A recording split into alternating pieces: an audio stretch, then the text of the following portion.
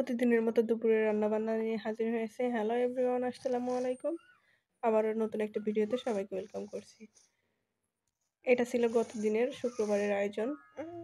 এখানে আমি খিচুড়ি রান্না করছিলাম পোলাওয়ের চাল দিয়ে, আর ডিম ভুনা করছিলাম।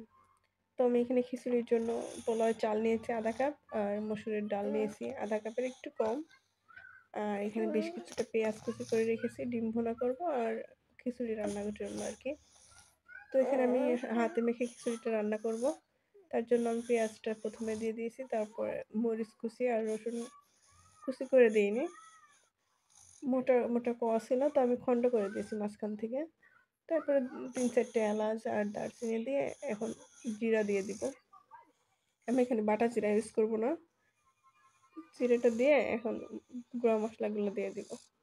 এখানে গুঁড়া মশলার ভিতরে আমি দিয়েছি হলুদ গুঁড়া আর ধনিয়া গুঁড়া। এখানে মরিচের গুঁড়াটা আমি দিব না, কারণ আমি কাঁচামরিচ দিয়েছি বেশি করে। তারপর এখন পরিমাণ মতো তেল দিয়ে খুব ভালো মতো আমি হাত দিয়ে মাখিয়ে নিব। লবণটা আমি আগেই দিয়ে দিয়েছিলাম, এখন আমি হাত দিয়ে ভালো করে চটকে চটকে মাখিয়ে নিব, যেন মরিচটা সব ঝালগুলো বের হয়ে যায়। এরকম করে হাতে মাখিয়ে খিচুড়ি রান্না করলে বেশ মজা লাগে। আমি বেশিরভাগ টাইমেই এরকম করে রান্না করি। পোলাও রান্নার ক্ষেত্রে চাউলটা ভেজে দিলে ভালো হয়, কিন্তু এই খিচুড়ি রান্নার জন্য সবসময় এরকম হাতে মেখেই মজা হয় বেশি।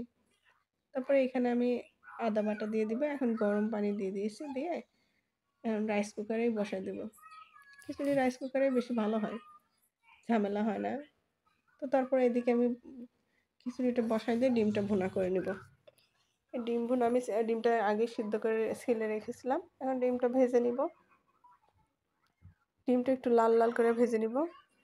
তারপরে উঠাই নিয়ে আমি পেঁয়াজটাও একটু নরম করে ভেজে নিয়েছি। সামান্য পানি দিয়ে মশলাগুলো আমি অ্যাড করব। প্রথমে দিব হলুদ গুঁড়া।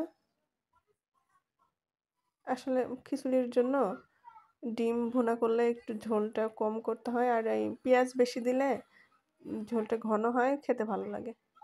তারপর আমি এক একে এখানে ধনিয়া গুঁড়া, মরিচের গুঁড়া, সামান্য একটু রাঁধুনি সস আর জিরা, রসুন বাটা, আদা বাটা সব দিয়ে খুব ভালো মতো মশলাটা একটু কষাই নেব। আর 2-1টা এলাচ আর দারচিনি একটু দিয়ে খুব ভালো মতো আমি তেল উঠে আসা পর্যন্ত কষাই নেব। মশলাটা খুব ভালো মতো কষানো হয়ে গেছে। এখন ডিমটা আমি একটু চিড়ে চিড়ে দিয়েছি, তারপর ডিমটা দিয়ে এখন আবার একটু কষাই, তারপর ঝোলের পানি দিয়ে দিই। তো ডিম রান্নাটা খুবই সিম্পল, কিন্তু খেতে ভালো লাগে, খিচুড়ির সাথে বেশ ভালোই লাগে। তো এই ছিল আমার আজকে শুক্রবারের আয়োজন। রান্নাটা কেমন হয়েছে অবশ্যই জানাবেন কমেন্ট করে। তো আজকে এই পর্যন্ত, আবারও দেখা হবে পরবর্তী কোনো ভিডিওতে। সে পর্যন্ত সবাই ভালো থাকবেন, সুস্থ থাকবেন, আর আমার জন্য অনেক অনেক দোয়া করবেন।